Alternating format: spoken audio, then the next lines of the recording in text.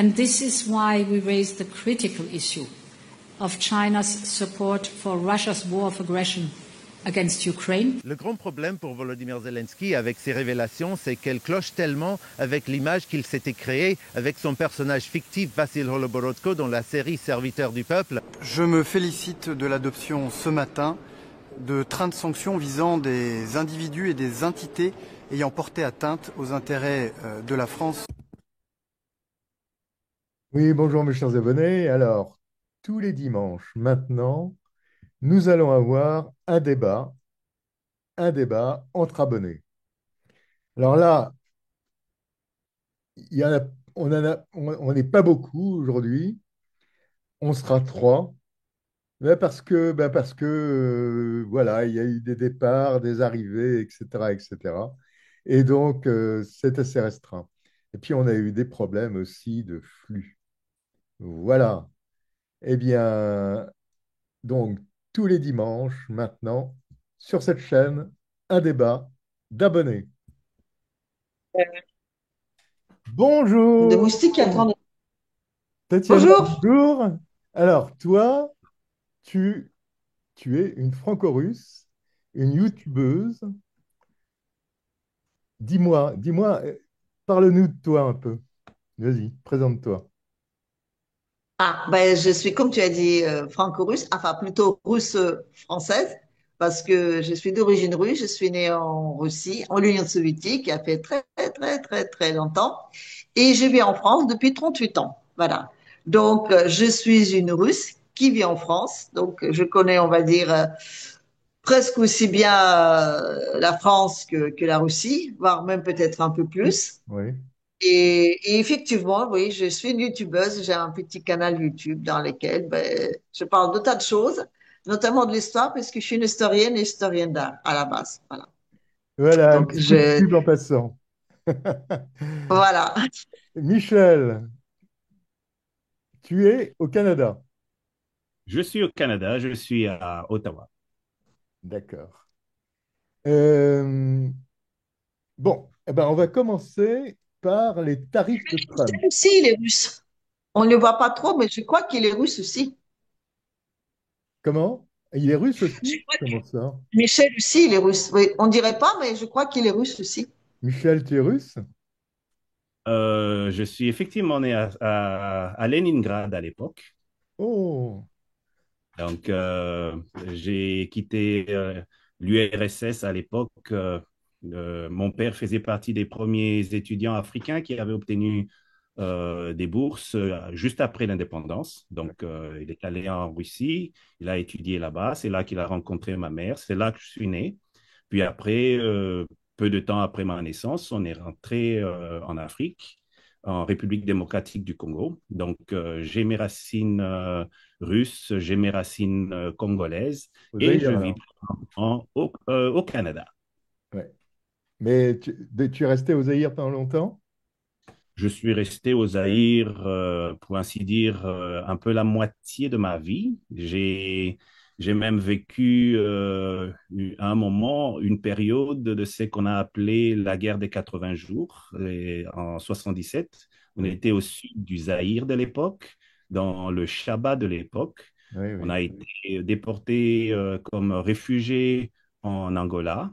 Puis on a réussi à partir en Zambie, toujours comme réfugié, avant de revenir au Zaïre avec la possibilité de recommencer, pour ainsi dire, une vie à partir de zéro parce qu'on avait complètement tout perdu. Donc, les réalités de vie des réfugiés, je connais. Les réalités congolaises, je connais.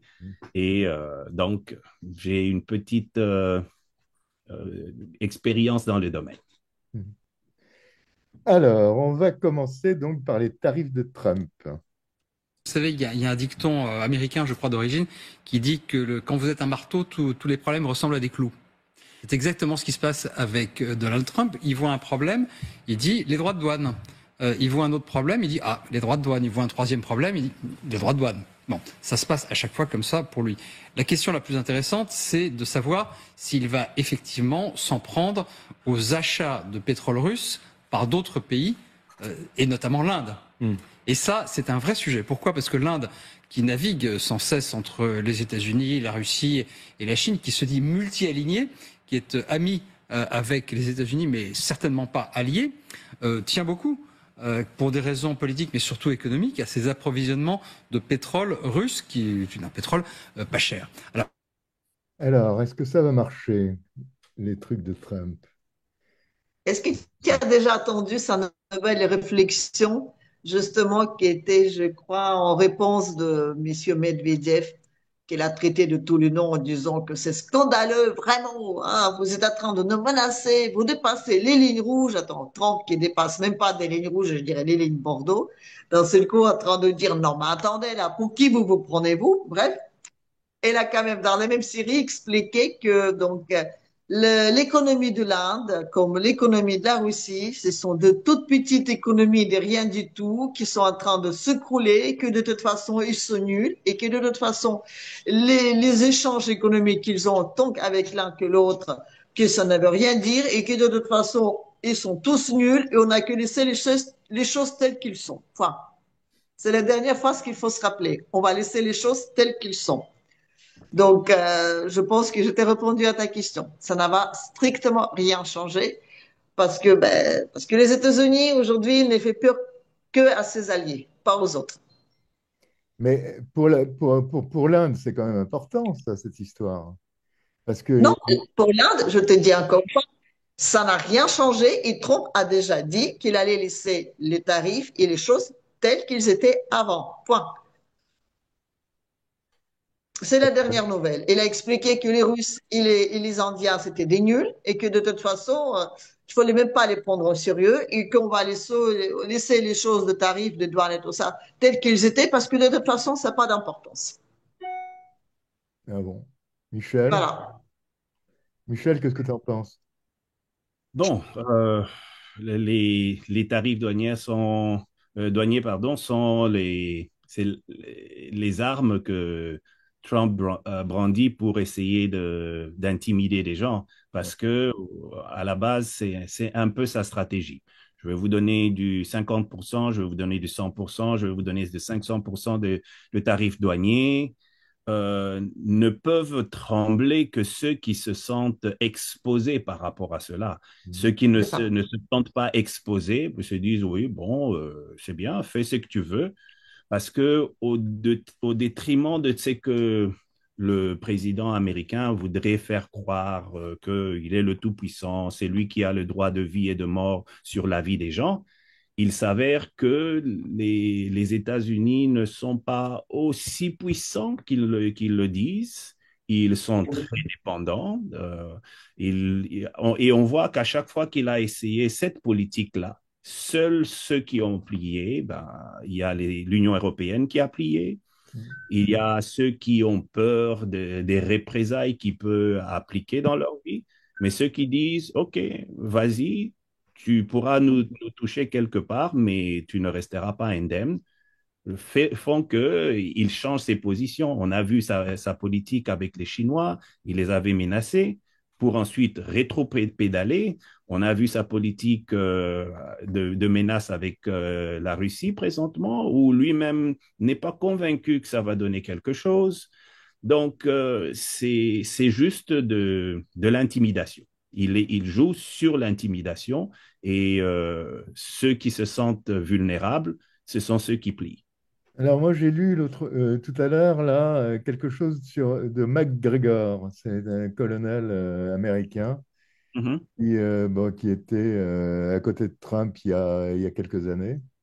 Et il dit qu'il y a eu un échange entre l'Union européenne, Madame van der Leyen, et, et Trump. Trump s'occupant de l'Ukraine, fournissant absolument tout pour l'Ukraine, et l'Europe disant OK, d'accord, et on prend les 15%. Qu'est-ce que tu en penses, toi? Aujourd'hui, il gagne beaucoup d'argent avec la Russie.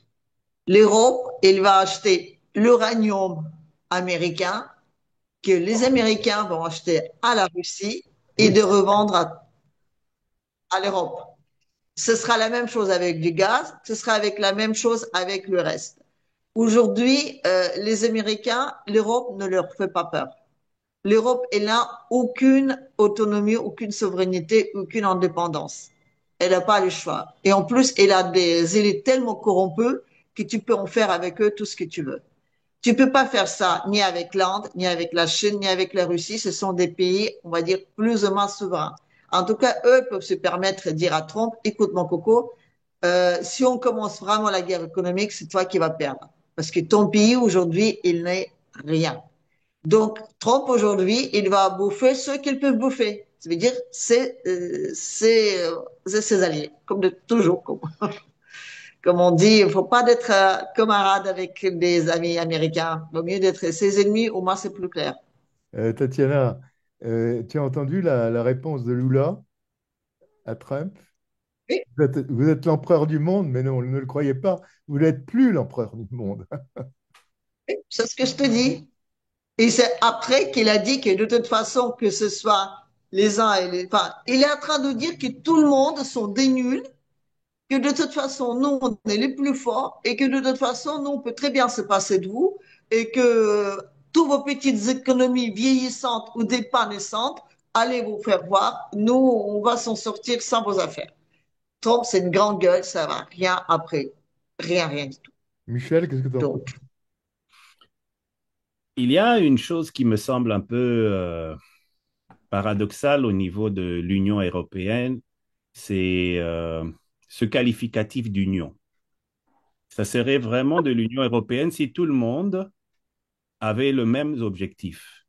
Oui, Malheureusement, chacun joue pour sa propre cour. Par exemple, les derniers accords qui ont été signés avec les États-Unis défavorisent plusieurs pays et favorisent d'autres.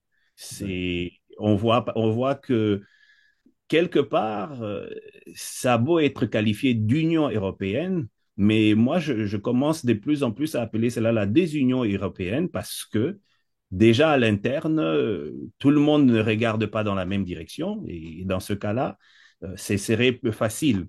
Divide et impera est cette vieille devise qui dit diviser pour mieux régner. Et c'est ce qui est en train de se passer avec l'Union européenne. Et tant que cette tendance sera là, je me pose la question sur la viabilité de l'Union européenne. Le président des États-Unis pourra alors jouer comme il veut, dicter les règles comme il veut, parce que tout le monde ne joue pas le même jeu dans l'Union européenne. Et les actions de Mme van der Leyen ne vont pas dans l'intérêt de toute l'Union européenne. C'est ça le problème. alors c'est dans l'intérêt certainement de certains gouvernants. Si Madame van der Leyen a décidé de, bah si, peut-être de certains gouvernants, nos gouvernants en particulier. tu sais à quoi ça me fait penser? Aujourd'hui, l'Union européenne a une bande de copains qui se réunissent pour aller, je sais pas, cambrioler une banque. Alors, tant que l'affaire n'est pas faite, ils sont tous unis, ils mettent des projets en place, qui c'est qui va conduire le bus, qui c'est qui va, je veux dire, faire le guet, tout ça. Tout ça, ça va très bien. Et une fois qu'ils arrivent à cambrioler la banque, ils se trouvent tous, on va dire, au même endroit, avec tout Ouais. cet argent-là à partager. Et là, il y a une taupe. D'un seul coup, il y a quelqu'un, on apprend que ben, finalement, ils sont tous cuits. Et là, les mecs, ils vont tous dénoncer entre eux, ils vont tous essayer de sauver leur peau, ils vont tous essayer de sauver le plus d'argent qu'ils peuvent sauver, ils vont tous, entre guillemets, se tirer dans les pattes. C'est exactement ça. Ouais, mais Tatiana, ils en sont pas encore au hold-up. Ils l'ont déjà fait. Attends, regarde les dettes des États. Regarde les dettes des États en Europe. Mais d'accord, Regarde à mais je quel point. pensais, je pensais que tu parlais des avoirs russes. Oh, les avoirs russes. Ouf. Non, non, non, les avoirs russes, c'est rien. Regarde ce qu'ils ont volé aux États européens. Regarde la dette française. Regarde aujourd'hui. Plus d'un milliard rien qu'avec Macron, quoi. Hmm. À 1000 milliards, quoi. Même, enfin, c'est ça le vrai hold-up. Les vrais hold-up, c'est pas avec les autres pays. Aujourd'hui, le vrai hold-up, il est sur l'Europe. Et aujourd'hui, ils sont en train de prendre les mains dans le sac. Voilà. Donc, Il faut qu'ils arrivent à sauver leur peau. Donc, ils vont tous effectivement essayer de jouer leur propre jeu. Et oui, ils vont finir par se dénoncer entre eux. Ça va. Donc, oui, l'Union européenne, s'il finit unie, enfin, je veux dire, même officiellement cette année-là, ce sera déjà formidable. Mhm. Mais ça, non, non, non, non. Michel, qu'est-ce qu'on pense de l'Union européenne au Canada? Bon, euh, on regarde l'Union européenne avec à la fois amusement et étonnement de voir un peu comment l'idée, si au départ, c'était vraiment l'idée de pouvoir faire quelque chose en commun, mais il s'avère de plus en plus que ce n'est pas vraiment cela. Et à cause de cela, bah, ils se rendent vulnérables. Je vais donner un exemple. Par exemple, vous voyez, par exemple, les dernières décisions, ce sont des décisions qui sont beaucoup plus favorables, par exemple, à l'Allemagne qu'à la France, par exemple, et aux autres nations. Et quand vous avez des personnes comme Madame van der Leyen qui vient plaider pour l'Union européenne, vous sentez déjà que les données sont biaisées dès le départ. Il n'y a pas vraiment un intérêt particulier pour l'Union européenne, parce que regardez, moi, j'ai vu comment les membres de l'Union européenne et même les membres de l'OTAN sont en train de parler avec flatterie vis-à-vis de M. Trump. Je me souviens de l'autre monsieur qui était en train de l'appeler Daddy et Madame van der Leyen de dire vous avez la réputation d'être un négociateur particulièrement dur à traiter, mais vous le faites vraiment pour le bien.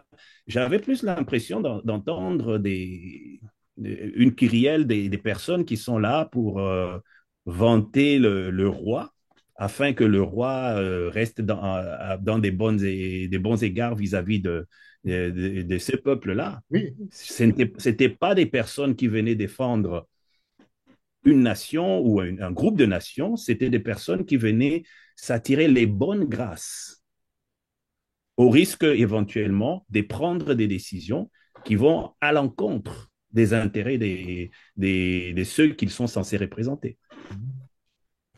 ouais.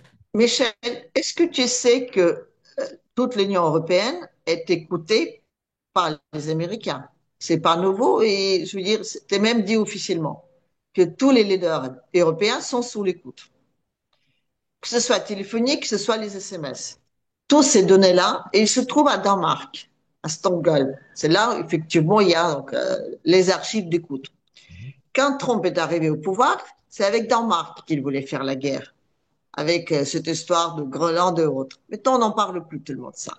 Mais c'est à la suite de ça que tous les pays de l'OTAN ont accepté de payer 5%. En connaissant Trump, en sachant que le mec, son ancien job, c'était un promoteur immobilier. C'était son job de virer des gens de leur appartement pour faire la table rase et pour reconstruire le tour à New York. Elle sait comment ça marche. Et je reste convaincu que Trump est là aujourd'hui en sa possession les dossiers sur toutes ces affaires de corruption, sur ces personnes qui supposent nous diriger. Et aujourd'hui, ils sont en train de vendre l'Europe juste pour sauver leur peau. Et quand ils disent oui, vous êtes un parfait négociateur, on parle comme ça avec un, excusez-moi, c'est des discours de mafieux, quoi. Oui, les mecs, ça vous m'avez eu, d'accord, je cède, vous avez en vos possessions de quoi me faire payer. C'est exactement ça. De continuer à rêver et de penser qu'on est dirigé par des gens qui ont quelconque scrupule et quelconque pensée au bien de nation ou bien aux gens qui gouvernent, ce qui vraiment être complètement naïf, quoi. Il faut être un enfant pour croire que les parents vous disent toujours la vérité. Mais non, quoi. Non. Et en parlant de l'Allemagne, je veux te dire une chose. Euh, Il y a qu'un cochon qui pense qu'on le nourrit parce qu'on l'aime. Si aujourd'hui, il y a des pays en Europe à qui on est en train de donner quelconque financement, c'est juste pour les préparer encore une fois pour être la prochaine, on va dire, le prochain pays qui va aller se sacrifier en Russie. Aujourd'hui, pour que l'Europe s'en sorte, il faut que la Russie cède. Ils n'ont plus rien. Ils n'ont plus aucun ressource. Ils n'ont plus aucun d'autre moyen pour devenir, je dirais même pas je veux dire, une communauté qui sera au premier lieu, non, juste pour s'en sortir. Ils ont besoin de prendre la Russie. Donc l'Allemagne aujourd'hui, c'est ça. On l'engraisse comme un cochon. Et c'est vraiment pas par amour. Donc il faut vraiment relativiser toutes ces choses-là. C'est beaucoup plus simple que ce qu'on pense. En tout cas, ils ont besoin évidemment d'essayer de conforter leur discours en disant, bon, vous voyez, en 2022, on leur a dit, ça va être fini, la Russie va être finie, et ils ont besoin de ça aussi. Ils ont besoin Bien de sûr. regarder. Et là, là, malheureusement pour eux, Chassoliard est pris. Ouais. Voilà. Cher Sophie a repris, alors qu'on continue toujours de dire dans les informations ukrainiennes que c'est faux, que c'est de la propagande russe, Mm. en expliquant ça haut et fort. Et il faut savoir que dès que Pakrovsk est pris, le front explose. Donc c'est vraiment la fin de la guerre. Et en parlant aussi de qu'est-ce que les Russes, par exemple, pensent de l'Union européenne, je dirais que c'est à peu près la même chose qu'au Canada. Les Russes regardent ça avec un certain amusement et un certain affolement pour dire, mais enfin, comment est-ce possible que les gens peuvent autant se nuire soi-même, mais en même temps, le Canada, elle est loin. Nous, l'Europe qui est en train d'essayer de s'armer en criant haut et fort qu'il faut absolument faire la guerre aux Russes parce qu'ils sont méchants, avec tout ce qui s'ensuit, c'est vrai que on le regarde aussi avec une certaine inquiétude. Tatiana, Dans ce sens-là, si l'Europe et la Russie se confrontent, oh, excusez-moi, si l'Europe et la Russie se confrontent, la Russie il pourra s'en sortir, l'Europe elle sera morte, mais la Russie elle sera quand même profondément touchée. Donc, ce sera vraiment bien si on peut arranger ça d'une façon pacifique. Tatiana, le Canada donne beaucoup à l'Ukraine, n'est-ce pas? Oui, mais ils sont loin. Non? Ils sont loin. Il y aura Pas jamais tant que ça. il y Pas aura tant que jamais ça. une confrontation entre les pays. Voilà. Il y a quand même un océan qui nous sépare. Il y a déjà l'Europe, et puis après, il y a l'océan. Tandis que l'Europe, elle, est au premier plan. Et une fois que l'Ukraine sera finie, ce sera quoi? Ce sera que l'Europe, elle signe le papier pour dire, ça y est, on a perdu, on en reste là? Non, c'est pas possible. L'Ukraine, peut-être, la guerre, ça a arrêté là-bas, mais on a encore la Transnistrie, on a encore les républiques baltes, on a encore Azerbaïdjan, il y a encore beaucoup de moyens. Et sinon, on a toujours cette vieille petite Allemande, Allemagne, qui sera tout à fait capable d'aller refaire la guerre aux Russes et au moins détruire l'Europe pour qu'on a de quoi faire redémarrer les systèmes. Michel, qu'est-ce que tu en C'est penses? très, c'est très cynique, mais c'est comme ça. Michel, l'aide du Canada n'a pas été une grande aide à l'Ukraine?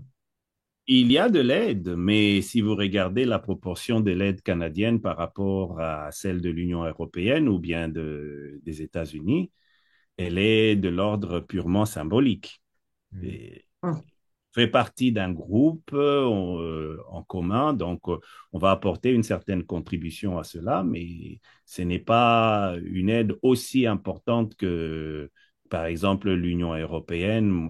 Moi, je suis toujours estomaqué quand je suis les informations en France où on va obliger maintenant les retraités à contribuer pour réduire la dette, etc. Mais on trouve facilement, vous voyez le président Macron passer, nous allons donner des milliards à l'Ukraine, nous allons donner 8 milliards à l'Ukraine, nous allons donner... À un moment, on se dit, mais s'ils ont ces 8 milliards pour donner à l'Ukraine, comment ils n'arrivent pas à régler leurs propres problèmes à l'interne? Michel, Donc, en plus de l'argent qu'on donne à l'Union européenne pour qu'il le donne à l'Ukraine. oui, absolument. Il y a deux canaux, hein. Absolument. Il y a la participation directe de la France, il y a la participation indirecte via l'Union européenne. Et au-delà de tout ça, ben, c'est la population française qui est en train de trinquer et à qui on vient demander des sacrifices. Je me souviens de l'époque où Balladur était Premier ministre il y avait une émission en France qui passait avec Jacques Martin où on le parodie en disant il faut faire des sacrifices, il faut faire des sacrifices. Eh bien, c'est une reprise exactement de ces mêmes choses où on demande à tous les Français, par exemple, de faire des sacrifices, mais ceux qui prennent des décisions, ils trouvent facilement de l'argent pour l'Ukraine, ils trouvent facilement de l'argent pour autre chose, pour eux-mêmes, mais pas pour la population. Alors moi, j'ai été, Tatiana, j'ai été, vous allez voir, je vais vous montrer une interview de Lavrov qui m'a un peu, vous allez voir ça. Alors, Lavrov.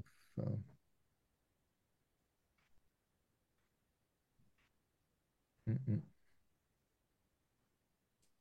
Je voulais juste faire une petite remarque. L'argent qu'on donne en Впервые Ukraine, est-ce que c'est l'argent qu'on donne en Ukraine ou c'est un prétexte de prendre l'argent aux Européens?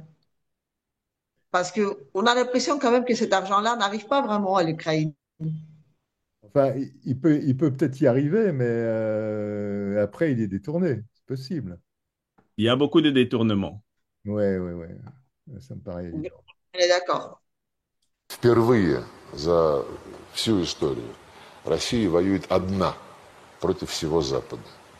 В Первую мировую, во Вторую мировую у нас были союзники. Сейчас у нас союзников на поле боя нет. Поэтому полагаться надо на себя. Нельзя допускать ни слабости, ни слабины. И президент определил задачи. Alors, moi, ce qui m'a étonné, il dit, c'est la première fois, en fait, dans l'histoire que nous sommes tout seuls en face de l'Occident. Napoléon, on était seul aussi face à, face à Hitler. Ben, on va dire, on avait officiellement les Alliés, ouais, en tout cas à partir de 44. Mais là, la situation est différente. La guerre qu'on a sur le front, c'est juste une petite partie par rapport à la vraie guerre qui se mène derrière. Donc, on n'en parle que de la guerre en Ukraine parce que c'est, comment dire, c'est le petit bout de l'iceberg. Non, on Mais il parle. y a une guerre économique, il y a une guerre politique qui est menée, il y a une guerre. La Russie est un pays le plus sanctionné au monde. Je veux dire, il est tellement sanctionné que je pense qu'on peut même pas s'imaginer, quoi. Je veux dire. Même Corée du Nord et l'Iran unis ensemble ne représentent même pas la moitié de sanctions qu'il y a à la Russie. Ah, Tatiana, Et c'est aussi une guerre la guerre ne se économique. limite pas, la guerre ne se limite pas à l'Ukraine. Oui, ce que je veux dire, c'est que la guerre chaude, on va dire ça comme ça, la guerre chaude est le petit parti de l'iceberg. Il y a une guerre qui est, comment dire, une vraie guerre, et elle est faite au niveau économique, au niveau politique, au niveau d'essayer de déstabiliser la Russie à l'intérieur, au niveau de la priver de tous ses sorties dans la mer, de la priver de tout, pas, je veux dire. La partie militaire, elle est là, mais juste finalement pour l'affaiblir et surtout pour affaiblir la population. Non, mais Elle d'accord. n'a pas Alors, vraiment est-ce que d'intérêt. la Russie est seule ou est-ce elle a derrière elle, c'est là le sens de ma question. Elle a Elle est seule. un seul véritable allié. Elle a un seul véritable allié. En tout cas, c'est ce que les Russes disent. Ils disent que la Russie aujourd'hui, elle a un seul véritable allié dans le vrai sens du terme, c'est la Corée du Nord. Les autres, on ne peut pas les considérer comme des alliés. Et ils ont tous les intérêts, en tout cas, aussi bien avec le fait que la Russie doit gagner cette guerre, parce que c'est aussi de leur survie qu'il s'agit. Et ils ont l'intérêt économique, ils ont les intérêts politiques, mais ce n'est pas des vrais alliés. Si on va dire, c'est des alliés de circonstance, tu veux dire, de partenaires de circonstance. Les vrais alliés, dans le sens d'alliés, aujourd'hui, c'est la Corée du Nord. Qu'est-ce que tu en penses, Michel? Je ne serais pas aussi catégorique, je serais plutôt dans la tendance de croire plutôt c'est que le général de Gaulle disait qu'il n'y a pas d'amis, il n'y a que des intérêts.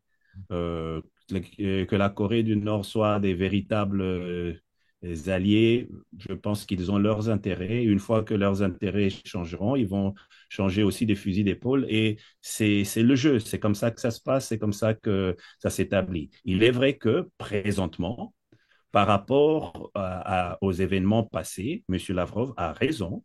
La Russie se retrouve maintenant en face de ceux qui étaient hier ses partenaires, ses alliés, Première Guerre mondiale, Deuxième Guerre mondiale, etc. Et là, maintenant, ce sont ces personnes-là qui se retrouvent en face pour les combattre. Et bon, ils se sont fait des nouveaux alliés. Donc, on voit, en dépit des sanctions, etc., ben, ils ont trouvé d'autres personnes avec qui ils partagent des intérêts. La Chine, l'Iran, la Corée, l'Inde, les BRICS pour le domaine économique, etc.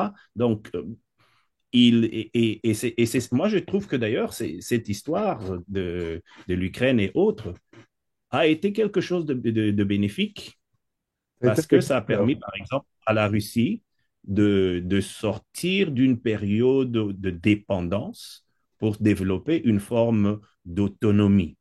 Et ça devrait donner des leçons à bien des nations pour ne pas toujours être tributaire des autres. C'est vrai qu'on a besoin de l'aide des uns et des autres, mais si on a la possibilité, et la situation de la Russie a montré qu'il y a possibilité quand il y a la volonté, quand il y a les contraintes, il y a la possibilité de pouvoir s'affranchir quelque part. Par exemple, le blé, la Russie était dépendait de blé qui venait de l'étranger. Aujourd'hui, c'est la Russie qui exporte son blé et il y a beaucoup d'autres choses semblables. Donc, pour revenir à la question initiale, oui, M. Lavrov a raison. Aujourd'hui, la Russie fait face à l'Occident. Et derrière l'Occident, il y a le maître marionnettiste qui est en train de diriger toutes les marionnettes qui sont là et qui donnent l'impression d'être menaçants, etc., mais qui prennent leurs ordres du maître marionnettiste. Et si le maître marionnettiste dit c'est fini, ben, les marionnettes vont se taire. Oui, je voulais juste faire deux remarques. Quand je parle des alliés, c'est côté, on va dire, officiel. Je veux dire, les accords qui ont été passés entre la Russie et la Corée du Nord, c'est des accords qui ressemblent à ce qu'on peut appeler les vrais alliés. Donc, ça veut dire une entraide totale. Celle qui était passée avec la Chine, avec l'Iran, avec l'Inde, avec d'autres pays, il n'y a pas ce véritable, comme on dit, lien d'entraide totale. En tout cas, on s'agit d'une guerre. Et deuxième chose, en parlant de mariétisme, tu as tout à fait raison. Aujourd'hui, Poutine, il ne combat pas l'Occident, il ne combat pas l'Europe, il ne combat pas, on va dire, les États-Unis ou quelconque d'autres pays. Aujourd'hui, Poutine, il combat effectivement les gens qui sont derrière tout ça. C'est ceux qui dirigent les marionnettes. Et de son point de vue, effectivement, il se confronte à des véritables maîtres, on va dire, de notre monde, de cette espèce d'élite financière cachée qui finalement dirige dans l'ombre tous nos pays. Et oui, de ce point de vue, en tout cas, c'est un dirigeant réellement souverain, en tout cas pour ses propres décisions. Il n'y a personne derrière lui. Lui, il décide peut-être bien, il décide peut-être mal, mais c'est lui qui décide. Tandis que même Trump, aujourd'hui, ben, on peut pas dire que c'est le seul qui décide. On peut pas dire qu'il y a personne derrière lui. Donc, il joue les intérêts.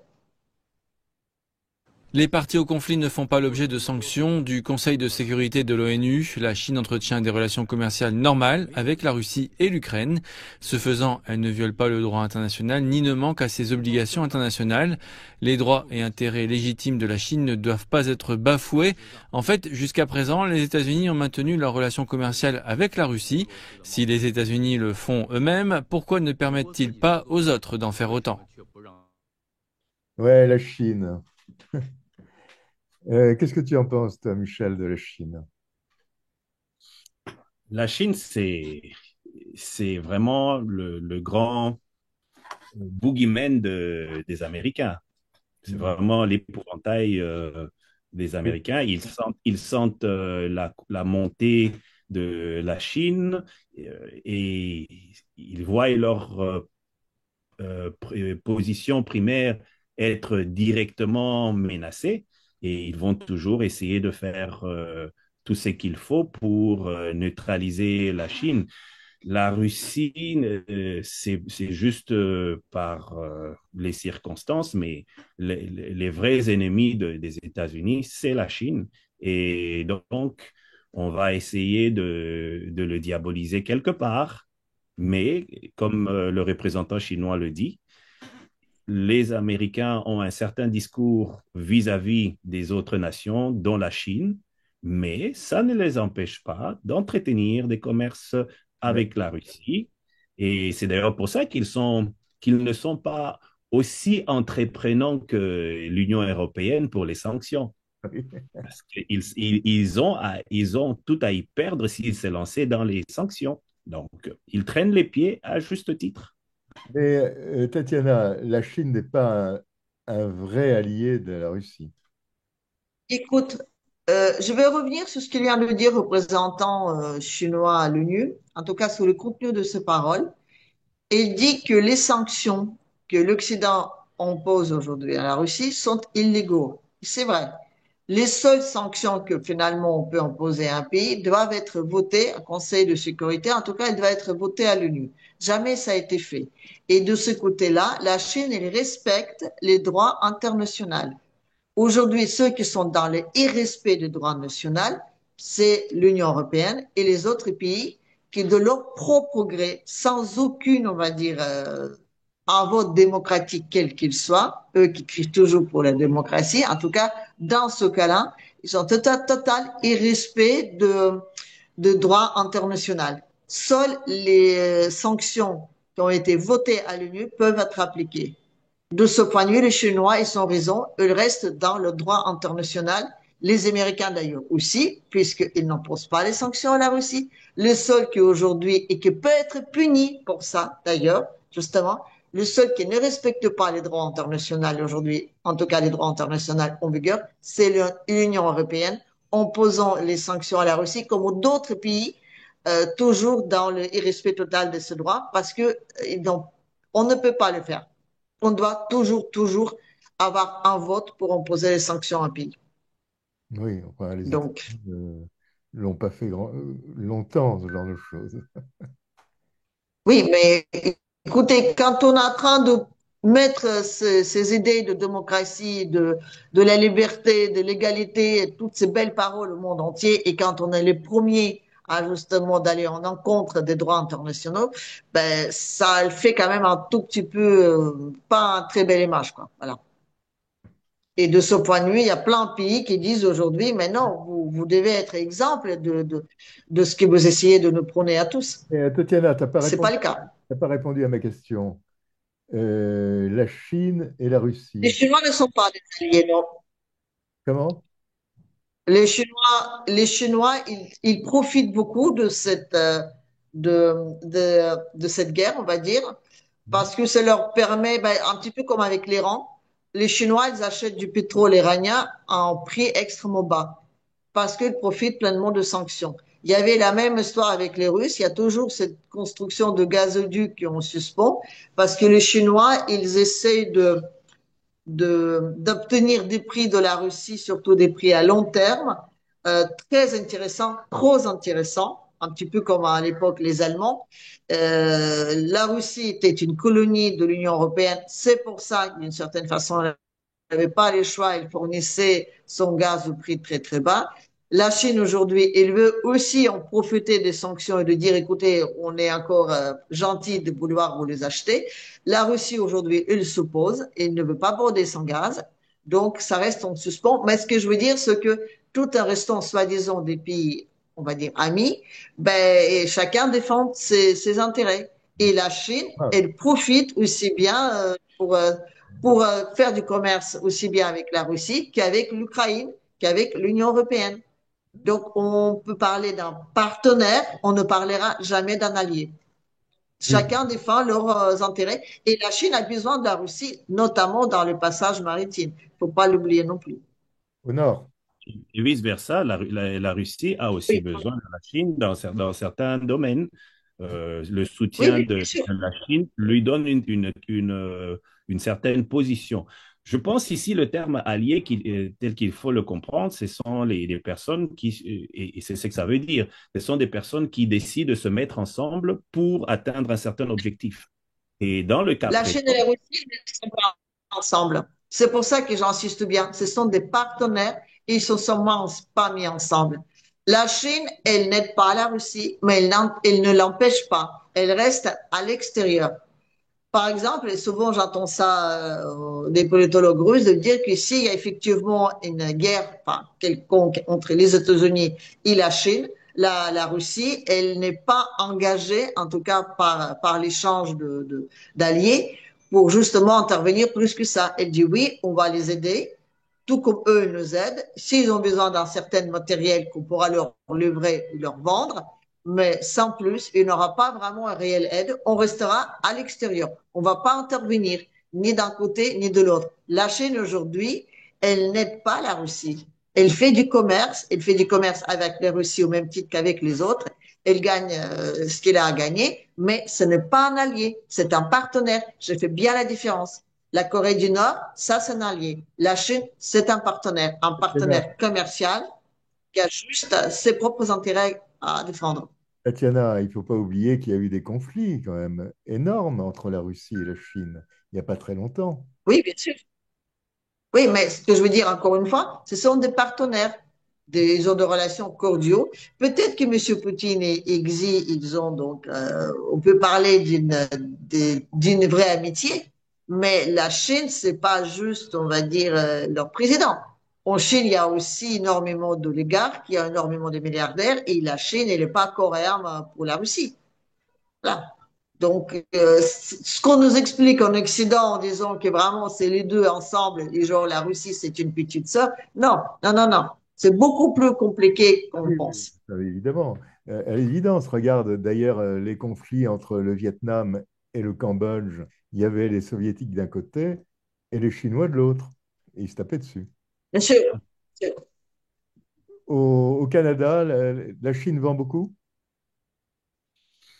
honnêtement, je ne sais pas. Je ne sais pas Il y avait beaucoup. jusqu'à quel point l'économie chinoise est vraiment présente et participante dans l'économie canadienne. Je sais qu'il y a des relations et je sais que même il y a eu des situations où nous, on s'est brouillé avec la Chine parce qu'on voulait faire plaisir aux Américains. Oui, Il y avait, je crois, la directrice de la compagnie Huawei, je crois, oui, qui oui. était, qui était au Canada. Et parce que les Américains ont voulu la retenir, ils ont demandé aux Canadiens. Les Canadiens l'ont retenue. Les Canadiens ont eu des problèmes avec la Chine, pendant que les États-Unis faisaient des commerces avec la Chine. Ça, c'était Donc, pendant Trump 1. Trump 1, exactement. Donc, c'est là où, à un moment, on finit par se dire que ce n'est vraiment pas nécessairement quelque chose qui est avantageux d'être dépendant aussi dépendant des États-Unis. Parce que il y a des fois où ça s'est retourné contre nous pendant que nos voisins du Sud commerçaient tranquillement avec les Chinois. Mais quelle est la part de l'économie chinoise aujourd'hui dans l'économie canadienne? Ça, je n'ai malheureusement pas ces informations. Donc, je ne voudrais pas me risquer d'avancer des choses que je ne maîtrise pas. Et alors, la route du Nord, Tatiana, la route arctique, Alors, euh, voilà, bah, il y a des petits changements dans l'air. Bon, première chose, je ferai une petite remarque par rapport à Michel. Il ne faut jamais dépendre des États-Unis. Ça, c'est une axiome. Voilà. Deuxième chose. Alors, par rapport aux Chine, la Chine aujourd'hui, donc, elle a, on va dire, elle fait beaucoup de commerce avec les États-Unis, mais aussi énormément avec l'Europe. La route du Nord, d'accord, mais aussi la route donc, de l'Est de l'Ouest, elle était intéressante pour les Chinois parce que ça leur permettait de contrôler le marché européen. Aujourd'hui, en mettant à mal l'Europe, les États-Unis, on va dire, ils vont rompre ces intérêts commerciaux. les Européens seront plus pauvres, ils n'auront plus de moyens d'acheter des choses fabriquées en Chine, on va dire, à fort potentiel, on va dire, de prix. Ils vont acheter des choses beaucoup moins chères. Donc, du coup, la Chine, elle va se retrouver dans une situation où elle aura beaucoup plus de mal à, on va dire, à liquider sa marchandise. Et du coup, pour les marchés américains, pour elle, sera beaucoup plus important. La Chine, aujourd'hui, se présente dans cette situation-là, où d'un côté, elle sait très bien que si la Russie perd cette guerre avec l'Occident, on n'en fera d'elle qu'un seul boucher. Mais si la Russie gagne, l'Europe en perdra et eux, ils perdront un énorme potentiel de marché. Aujourd'hui, ni pays arabes, ni pays asiatiques, ni surtout encore, on va dire, les pays africains ne sont pas suffisamment développés pour acheter cette marchandise chère. Donc, la Chine, c'est pour ça aussi qu'elle joue ce rôle extrêmement ambigu. Pour elle, finalement, cette guerre qui continue sans habitants parce que ça empêche le commerce, l'Europe qui perd ses habitants parce que du coup, elle dépend des États-Unis, elle va connaître une crise économique très forte s'il n'arrive pas justement à vendre cette marchandise chère. Et en même temps, si la Russie perd la guerre, ben, disons qu'elle perdra la sienne très prochainement. Donc, c'est vrai qu'aujourd'hui, il vaut mieux d'être plutôt un Indien qu'un Chinois. Enfin, ou alors, à la limite, si on a un petit peu de chance, c'est d'être russe. Mais bon. Vive la Russie! Alors, Je crois qu'on est alors, au 18e paquet de sanctions contre la Russie. À un moment, on se demande ce qui va rester. Qu'est-ce qu'on va pouvoir faire de plus? Alors, il y a toujours la question de saisir les biens russes, mais ça, personne ne le veut, non pas à cause de la Russie, mais à cause de, par exemple, des pays du Golfe. Les pays du Golfe n'ont pas du tout envie de voir les pays occidentaux commencer à saisir des biens qui ne leur appartiennent pas. qu'est-ce que tu en penses, J'ai Tatiana? la réponse à la question. J'ai la réponse. Que va faire Trump si Poutine ne bille pas? Ah, Trump, il va se mettre contre un mur et il va se taper la tête pendant 3 heures. Et après, il va ressortir et il va dire, bon, bah, finalement, je trouvais que M. Poutine, c'était un homme charmant et du coup, j'ai changé d'avis. On va faire comme si je n'avais rien dit. ah non, parce Voilà. que là, il a toujours dit que M. Poutine était charmant. Oui. Mais là, cette L'histoire fois-ci, il est encore est plus claire. charmant que d'habitude. Voilà. Et comme elle est tellement charmante, du coup, je me suis dit, bon, bah écoutez, elle est tellement charmante que je me suis dit, les pauvres Russes qui vont tellement mal aujourd'hui, c'est comme l'Iran. Ah oui, il vient de subir une guerre tellement affreuse, c'est tellement tout détruit chez eux qu'on va arrêter les histoires de sanctions avec les pauvres Russes aussi. Ils sont en train de tout perdre, ils sont écrasés, leur économie est plat. Monsieur Poutine, bon, mais il est charmant, certes, mais il ne peut rien faire d'autre. Donc, du coup, on s'est dit, comme on est très humain, ben, on va les laisser vivre tranquillement. En revanche, les Européens, comme c'est des grands alliés, eux, ils vont crever. Voilà. Parce qu'ils ne peuvent rien faire d'autre. Michel. Enfin, tout ça après qu'il a mis bien un glaçon sous le front pour arrondir la bosse qu'il aura après qu'il s'est tapé la tête contre le mur. Ça va de ça. Je n'ai pas bien saisi la question. Elle était. Michel, au niveau des sanctions contre la Russie, tu crois que les Oui. sanctions vont pouvoir être faites? La question qui était posée, que ferait Trump si Poutine ne bille pas? Oui. Bon. Trump va probablement, encore une fois, donner une apparence parce que comme président de la première nation du monde, il ne faudrait pas qu'il perde la face. Il va se donner un discours qui va aller dans ce sens-là. Mais lui-même, il est conscient. Il le dit, je vais prendre des sanctions contre la Russie. Ça pourrait marcher ou ça pourrait ne pas marcher, etc. Lui-même n'y croit pas trop. Oui, oui. Mais je pense qu'au-delà de ça, il y a des choses que nous les communs de mortels, ne connaissons pas nécessairement parce que il y a des entretiens qui se font entre le président russe et le président américain. Ils se disent des choses, il y a des choses qui sont planifiées, qui sont arrangées. Il y a donc une différence entre ce qui se dit en public et ce qui se fait effectivement en coulisses. et qui va finalement être mise en place. Donc, chacun va essayer de présenter une certaine image pour ne pas perdre la face, mais au final, c'est qu'ils se seront convenus dans le secret, c'est ce qui va être mis en place.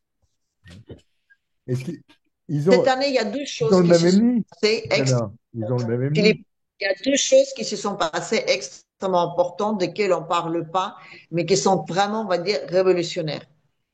La dernière en date, c'est la formidable, merveilleuse, géniale loi que M. Trump a promulguée aux États-Unis. Le monopole de la Réserve fédérale est caduque. C'est suffisamment. Là, à la limite, c'est quelque chose qui vaut à la création des pétrodollars. Là, la passerelle qui vient de créer entre le dollar officiel tel qu'on le connaît et les crypto-monnaies, c'est exactement ça. Le monopole de dollar est fini. Et la Russie a promulgué cette loi, je suis sûr aussi, avec plein de petits arrangements, limite chantage. Mais c'est pas ça qui est important. C'est que là, cette loi est promulguée. Il faut qu'il donne un peu un coup d'échange pour parler d'autre chose que cette loi. Je te rappelle, ils ont même sorti les extraterrestres. Voilà. Donc ça, c'est suffisamment énorme. Donc oui, oui, oui, il va faire suffisamment de bouquins pour que cette petite chose passe inaperçue. Et le deuxième point qui est important, c'est que la première rendez-vous que les Russes et les Américains ont eu, c'était pas à Istanbul, c'était en Arabie Saoudite. Et la personne qui a dirigé l'équipe russe, c'était la personne qui s'occupe de fonds d'investissement russes, Monsieur Dmitriev. Et je pense que c'est là, les deux, et se sont mis d'accord, les trois, on va dire, l'Arabie Saoudite est compris, là, justement, les pétrodollars est pour dire que le dollar, en tant qu'une monnaie de réserve, ne doit plus exister. Et je suis sûr que l'Arabie Saoudite a accordé le fait que oui, dès que cette passerelle est faite, finalement, ben, on va vendre le dollar, enfin, on va vendre le pétrole avec les monnaies numériques. Mm. Donc, ce sont deux choses finalement qui vont changer la face du monde. Et c'est vraiment là-dessus que toute la réelle discussion se fasse. Tout ce qui se passe aujourd'hui en Istanbul, c'est vraiment de la pantalonnade.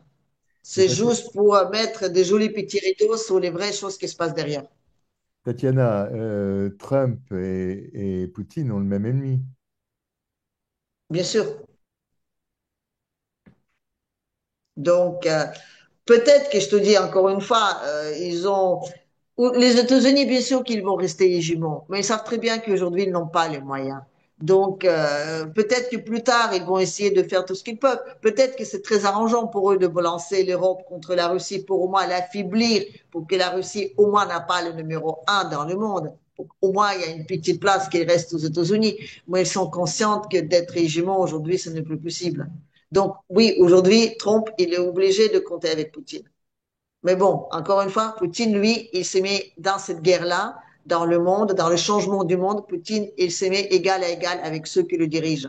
Trump, pas. Donc, c'est là-dessus aussi que finalement les décisions seront prises un jour prochain. Alors, moi, j'ai pas de vidéo de ça, mais j'ai vu une dépêche de presse. Il y a eu une église au Congo qui a été détruite par des islamistes. Tu es au courant de Oui, ça? oui. C'est la tendance musulmane, islamiste qui est en train qui vient de l'Ouganda et qui est en train d'attaquer. Et ce n'est pas la première fois qu'ils attaquent des églises au Congo. C'est pas la première fois qu'ils font des dégâts au Congo.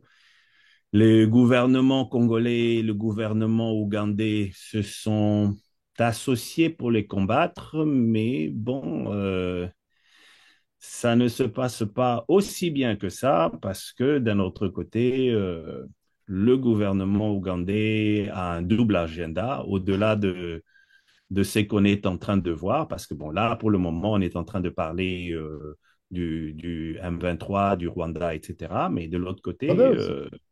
l'Ouganda n'est pas aussi neutre que ça.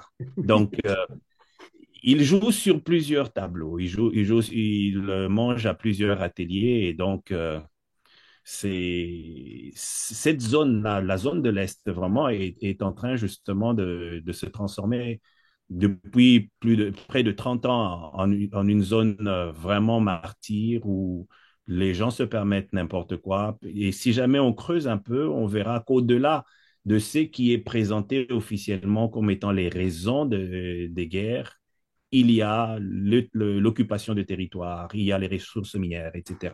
Donc, c'est toujours la même situation qui génère cette instabilité, une instabilité entretenue et maintenue par les États. pour que des commerces se fassent au détriment du sang des Congolais. Parce qu'il y avait également d'autres. Je dis la RDC, c'est un pays trop beau et trop riche pour être heureux, en résumé. C'est, c'est, Un peu c'est, comme la Russie. je dirais que le Congo est une très belle femme qui, à cause de ses atouts, cause son malheur. C'est ça. C'est exactement ça.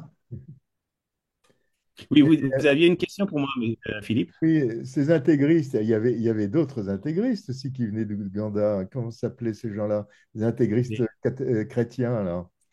Truc du Seigneur, là. C'est ça, j'ai oublié le Et nom, moi aussi, etc. oui.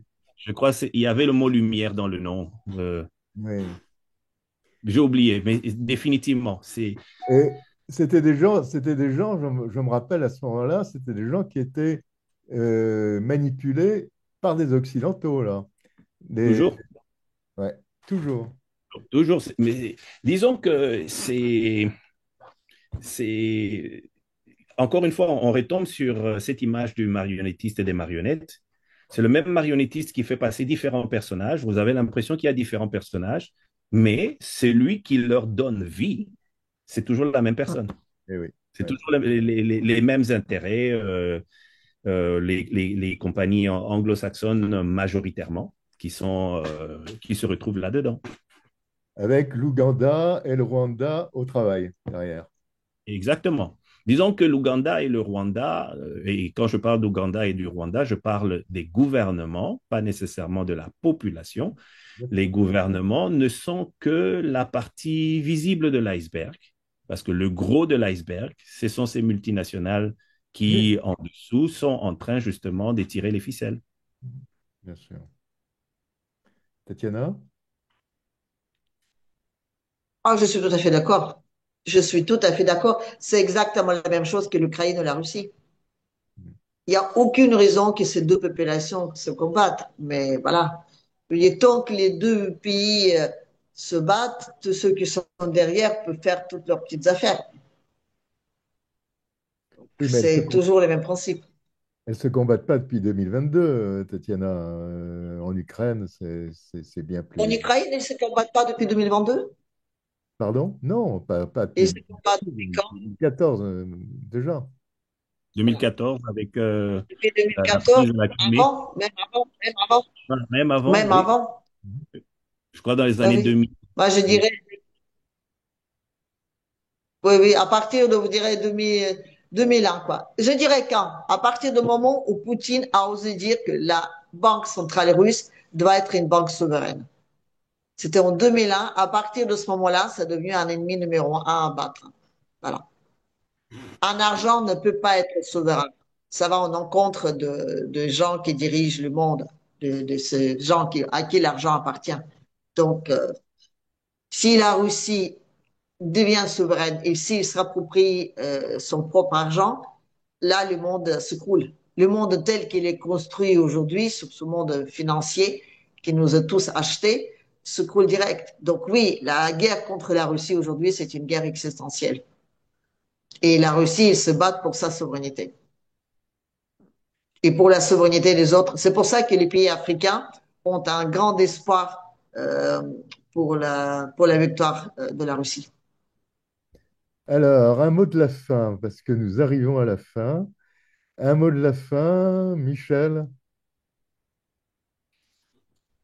sur cette Le mot de la situation. fin par rapport au thème principal, nous avons une personne qui dirige une nation puissante et qui a ses propres intérêts. Il essaye de...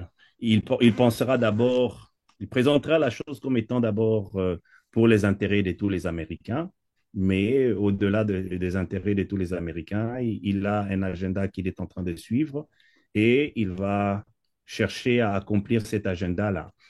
Il utilisera de l'intimidation. Ça a toujours été quelque chose qu'il a pratiqué, qui a semblé marcher. Et ceux qui seront sensibles à son intimidation fléchiront les genoux. Et ceux qui le seront moins, ben, ils résisteront. Et si jamais ils ont la capacité de résister, ben, c'est le président actuel des États-Unis qui fera marche arrière.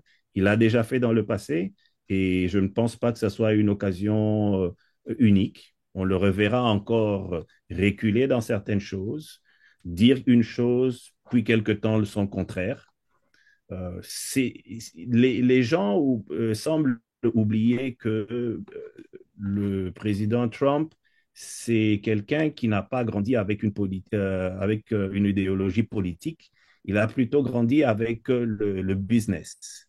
Et pour le business, les règles ne sont pas exactement comme celles de la politique. Et il va essayer de transposer ce qu'il faisait dans son business sur le plan politique. Et c'est comme ça qu'il fonctionne. Quand on a compris cela, ben, on comprend comment il réagit. Voilà. Tatiana?